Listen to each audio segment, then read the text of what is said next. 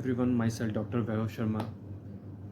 I hope आप सब लोग अच्छे होंगे और अच्छे भी होने चाहिए।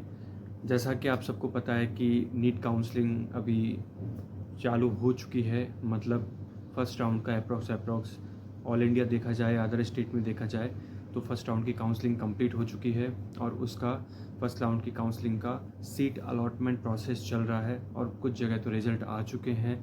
और आने के बाद जो कॉलेज अलॉट करने के बाद की जो भी फॉर्मेलिटीज़ होती हैं, लाइक नोडल सेंटर पे जाना और जाने के बाद जितने भी डॉक्यूमेंट्स होते हैं उनको वेरीफाई कराना, जो बच्चे कॉलेज लेना चाहते हैं उनको नेक्स्ट फेज़ में क्या करना है नोडल सेंटर पर, और जो नहीं लेना चाहते हैं या जिनके मार्क्स इतने नहीं थे कि उनको फर्स्ट राउंड के अंदर सीट अलॉट हो पाई, उनके लिए क्या ऑप्शन जनरेट हो पाएंगे। इन सभी को देखते हुए और जो काफ़ी क्वेरी पूछी गई हैं मुझे इंस्टाग्राम पे, व्हाट्सएप पे, टेलीग्राम पे, उन सभी क्वेरीज़ में से कुछ कॉमन क्वेरी लेके आया हूँ और उनका सॉल्यूशन वो सोच रहा था कि मैं वीडियो के ज़रिए ही आप लोगों को बताऊं, ताकि और भी कैंडिडेट हैं जिनकी हेल्प हो जाएगी। क्योंकि राउंड ऐसा नहीं है कि राउंड 1 के अंदर पूरी काउंसलिंग ख़त्म हो जाती है।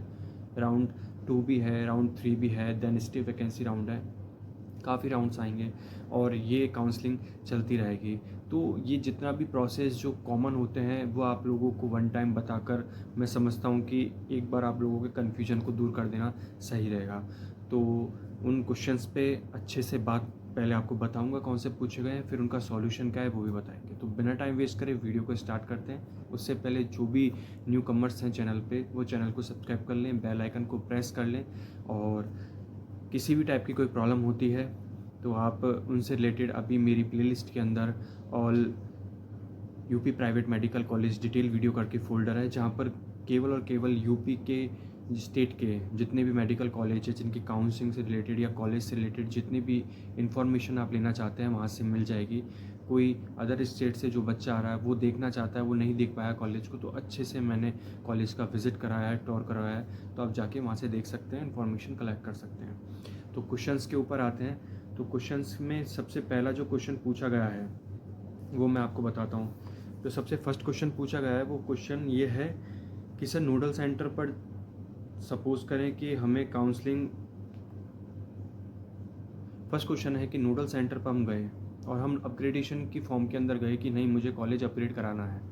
अब आपने बोला कि मुझे नोडल सेंटर पर फर्स्ट ईयर का फ़ी का डीडी बनवाना है, तो काफ़ी डीडी के चक्कर में भी डीडी किसके नेम पर बनवाना है वो भी इस क्वेश्चन के अंदर कवर करेंगे। तो डीडी बनवाना है तो डीडी के अलावा सपोज़ करिए कि मुझे अपग्रेड कॉलेज मिल सकता है, और या तो उसकी फ़ीस बढ़ी हुई हो या फिर कम हो।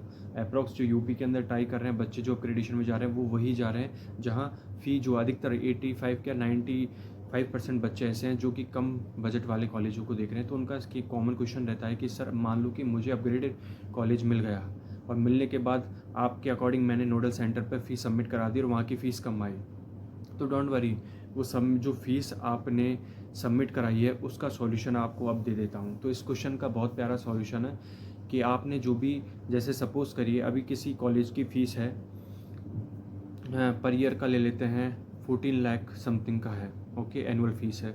वो आपने नोडल सेंटर पे जाके डीडी जिसके नेम पे बनेगा वो है डायरेक्टर जनरल मेडिकल एजुकेशन पे एट लखनऊ के नेम पर डीडी बनेगा। फिर से बोल रहा हूँ, डायरेक्टर जनरल मेडिकल एजुकेशन पे एट लखनऊ के नेम पर आपका डीडी बनेगा, जितने का भी बनना है, जो ट्यूशन फ़ी सबमिट होनी है फर्स्ट ईयर की वो बन गया।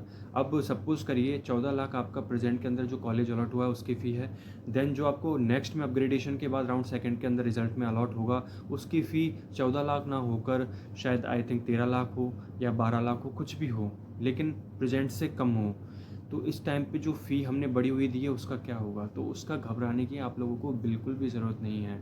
वो आपकी फ़ी जितनी भी होगी वो रिडक्टेड होकर आपके पास आ जाएगी, डोंट वरी। आप जब सेकंड टाइम में अपग्रेड कॉलेज की दोबारा से नोडल सेंटर पे जाओगे अपनी फॉर्मेलिटीज़ पूरी करने के लिए, तो उनके पास सारा आपका डेटा रहता है कि किस बच्चे को कैसा कॉलेज पहला अलॉट हुआ था, उसकी फ़ी क्या थी, उसकी रिक्वायरमेंट्स क्या थी, लेकिन ये बच्चा ने कौन कौन सी रिक्वायरमेंट को फिल किया, किसने कितनी फ़ी सबमिट कराई, किसने डीडी सबमिट कराया, किसने नहीं करा, सारी डिटेल इन्फॉर्मेशन होती है। तो फ़ी वहीं से डिडक्ट होकर आपके अकाउंट में पहुँच जाएगी। इसलिए घबराने वाली बात नहीं है कि ऐसा मन में मत रखना कि सर पहले बड़ी हुई मैंने सीट के लिए ट्राई किया था, उसके नोडल सेंटर पर मैंने डीडी बनाकर फ़ीस सबमिट करा दी, लेकिन प्रेजेंट में अब जो सेकंड राउंड के अंदर मिला है वो मुझे कम फ़ी वाला मिला है एनुअल फ़ी का, तो मेरा पैसा डूब तो नहीं जाएगा। नहीं, आपका जो पैसा होगा वो कट के फिर से आपको रिफ़ंड मिल जाएगा।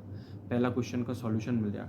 अब सेकंड क्वेश्चन की बात करता हूँ। तो सेकंड क्वेश्चन पूछा गया है कि सर अपग्रेडेशन के अंदर सपोज़ करिए मेरा डॉक्यूमेंट वेरिफिकेशन हो जाता है नोडल सेंटर पर, ठीक है, आपने एनुअल फ़ी भी जमा करा दी, डीडी चेक सब कुछ कर दिया, उसके बाद से अगर मुझे अपग्रेडेड कॉलेज मिलता है तो क्या मेरे जो डॉक्यूमेंट होंगे वो नोडल सेंटर पे रहेंगे, या फिर जो कॉलेज मुझे फर्स्ट राउंड के अंदर अलॉट हुआ है वहाँ रहेंगे, या फिर अगर उन जगहों पर रहते हैं तो मुझे अपग्रेडेड कॉलेज जो सेकंड राउंड में मिलेगा वहाँ तक कैसे ट्रांसफ़र होंगे, हमको खुद को लेके जाने पड़ेंगे कैसे? बहुत प्यारा क्वेश्चन है, उसका भी आंसर सुन लीजिए।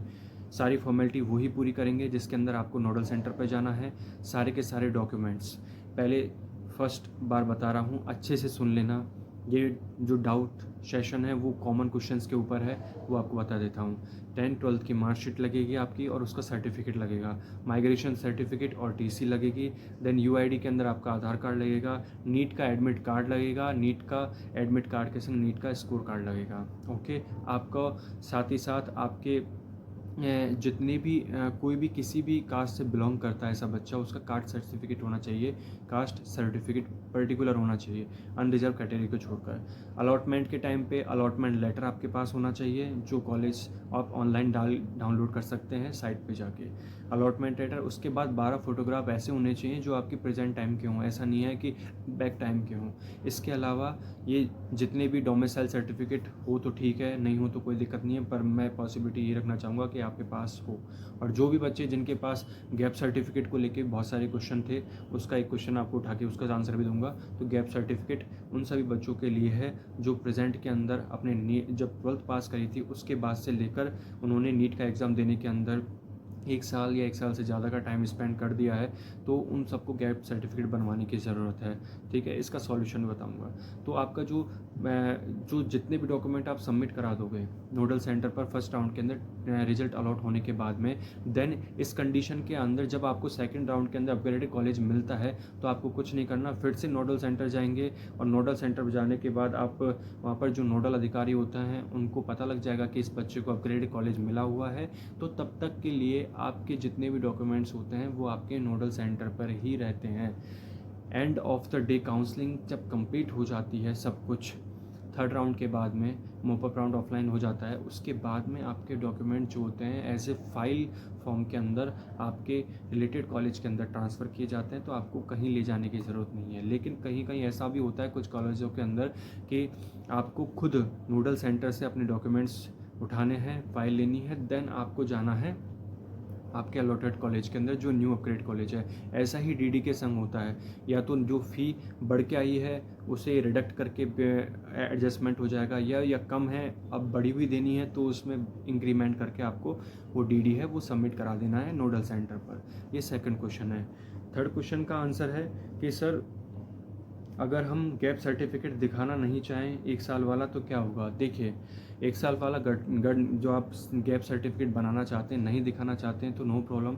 1 से ज़्यादा साल वालों के लिए कहता हूँ कि एक प्रॉबिलिटी है कि आप गैप सर्टिफिकेट बना के रखें, लेकिन जिनका भी 1 साल तक का गैप है वो अपने 1 साल को नॉर्मली दिखा सकते हैं। आपका जब फॉर्म फिल कराया होगा, रजिस्ट्रेशन स्लिप होगी, उसके अंदर होगा ऑप्शन था कि आप गैप सर्टिफिकेट आप गैप रखते हैं या नहीं रखते हैं, या सीधे नीट के थ्रू आए, तो उसके अंदर आपने जो ऑप्शन सेलेक्ट किया हुआ कि हम फ्रेशर हैं, तो आप कोई दिक्कत नहीं है, आप अपना 1 साल जो है उसको सेव कर सकते हैं, गैप सर्टिफिकेट देने की कोई ज़रूरत नहीं है। ओके, इसलिए देन कुछ बच्चे ऐसे पूछ रहे हैं कि सर सेकेंड राउंड के अंदर कॉलेज मिलने की प्रॉबिलिटी कितनी है, हमें कितनी नहीं है। तो आप लोगों को जो अप्रॉक्स आइडिया मैंने दिया था कि कट ऑफ जो आप देख लेना राउंड सेकंड की एक्सपेक्टेड कट ऑफ कितनी जा सकती है और जाती है हमेशा ज़्यादा क्यों, ये भी मैंने बताया था। 2024 का एक एक्सेप्शन केस था जिसके अंदर राउंड सेकंड के अंदर कुछ चीज़ें इंक्रीज हुई थी, कम से कम 700 सीट इंक्रीज हुई थी, इस वजह से राउंड सेकंड की कट ऑफ जो है वो कम चली गई। लेकिन ऐसा हर बार नहीं होता है। यदि इस बार भी राउंड सेकंड के अंदर कुछ सीटें अलॉट होती हैं तो उसका इम्पैक्ट आपको कट ऑफ में देखने को मिल जाएगा। कट ऑफ वैसे हाई ही जाएगी, ओके, क्योंकि सीटें कम रह जाती हैं, बच्चे ज़्यादा रहते हैं। लेकिन ST SC कैटेगरी वाले जितने भी बच्चे हैं उनके लिए बेनिफिशियल ये होता है कि वो जो लो रैंक पर कॉलेज ले सकते हैं वो अपग्रेडेशन के अंदर भी जा सकते हैं, क्योंकि जो अच्छे रैंक वाले बच्चे हैं वो अपना यूपी स्टेट से कैंसिल करके रजिस्ट्रेशन को वो ऑल इंडिया सीट ले पाएंगे, जिसकी वजह से यहाँ सीट वैकेंट रहने पर वो सीट को अलॉट अपने लिए करवा सकते हैं या पार्टिसिपेट कर सकते हैं अपग्रेडेशन के अंदर ST SC कैटेगरी वाले बच्चे। कट ऑफ के लिए पिछली बार की जितनी भी कट ऑफ गई है राउंड 1 की, उसका आइडिया आप लोगों को पता लग गया होगा। नया लगा है तो सेकंड राउंड के अंदर बता दूंगा। तो जितने भी एस्पिरेंट अभी ऐसे हैं जिनको नहीं मिला है कॉलेज या जो अपग्रेडेशन के लिए ना जाना चाहते हैं और कट ऑफ का पता करना चाहते हैं, उनके लिए मैं अभी फिर से कल एक वीडियो लेके आऊँगा जिसमें पर्टिकुलर कॉलेज की किस रैंक पर कितने नंबर पर क्लोज हुई है सीट, वो भी आपको बता दूंगा, ताकि आपको एक अप्रॉक्स आइडिया लग जाए कि हाँ ये कॉलेज मुझे मिल सकता है नहीं है। क्योंकि जो कॉलेज मिलेगा वो नंबर है ना उससे ऊपर ही मिलेगा, उससे नीचे वाला नहीं मिलेगा, ओके। तो ये क्वेश्चन भी आपका सॉल्व कर दिया। इससे ही काउंसलिंग से रिलेटेड कोई भी डाउट हो, कॉमन क्वेरी कुछ भी आएंगी तो उसके रिलेटेड मैं वीडियो बना दूंगा। जो भी न्यू कमर है चैनल को सब्सक्राइब कर लें, बेल आइकन को प्रेस कर लें ताकि नोटिफिकेशन आता रहे इंपॉर्टेंट वीडियोज़ का, डेटा का। बाकी कोई प्रॉब्लम होती है इंस्टाग्राम ID वैभव शर्मा MBBS है, वहाँ आकर मुझे DM कर सकते हैं और अपनी प्रॉब्लम का सॉल्यूशन ले सकते हैं। Thank you so much.